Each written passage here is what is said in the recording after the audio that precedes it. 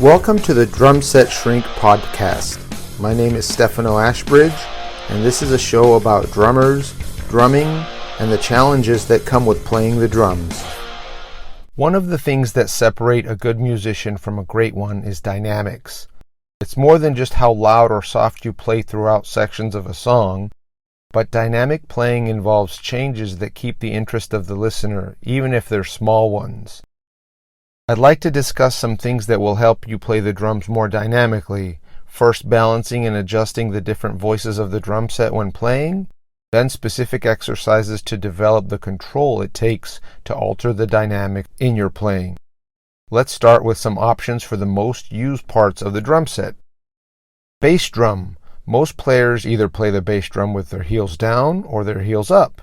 It's possible to play dynamically using either technique alone, but practicing both will give you more options.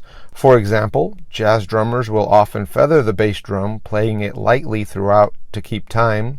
This is usually easier done with heels down. On the other hand, playing fast double strokes on the bass drum requires more power, and it's usually easier done with heels up.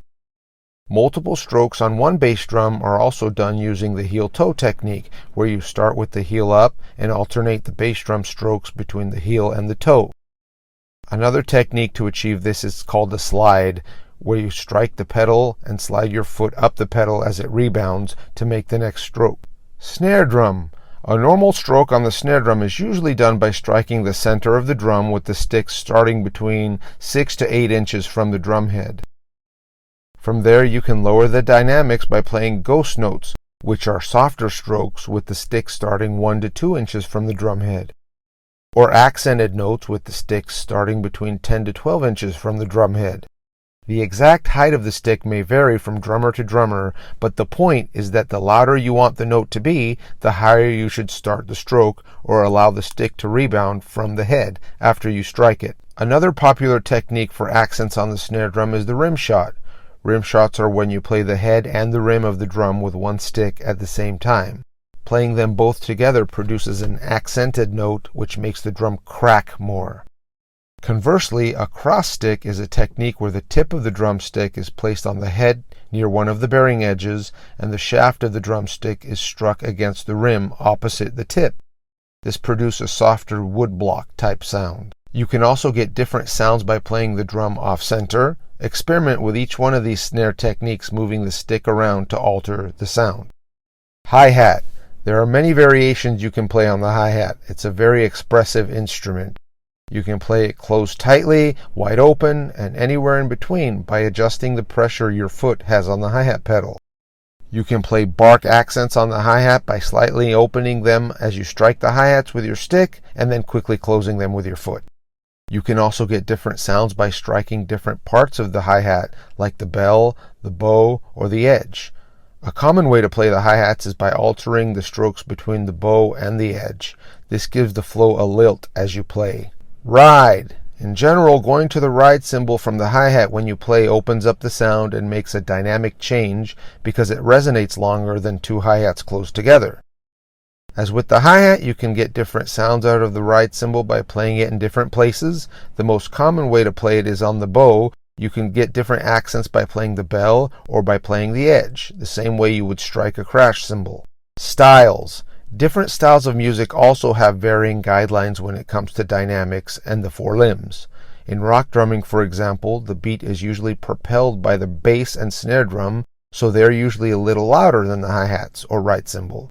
In traditional jazz drumming, it's just the opposite, where the ride cymbal is what drives the beat and is usually louder than the bass and snare drums, which accompany and accent the music. This is something to take into consideration when working with different styles of music, but it's more of a guide than a rule. A simple but very important exercise to practice is to play a basic beat using any of the combinations of the above techniques, and gradually increase and decrease the volume of all your limbs at the same time. Make sure you don't change the tempo though. Use a metronome to make sure you stay in time. This really helps transitioning dynamic levels smoothly and develops the control that it takes to play various volumes. Do the same exercise with each limb individually. Increase and decrease the volume one limb at a time while the other limbs stay the same volume. Take note of how the different limbs feel when you play them at different dynamics. You want to make sure you're not increasing tension as you increase volume. Tension prohibits speed and control. You can also do the above exercise with fills. If you're going from a quiet section to a louder section, the fill you use needs to increase in volume appropriately. Start by playing a 16th note snare roll and increase and decrease the volume. Again, use a metronome to stay in time.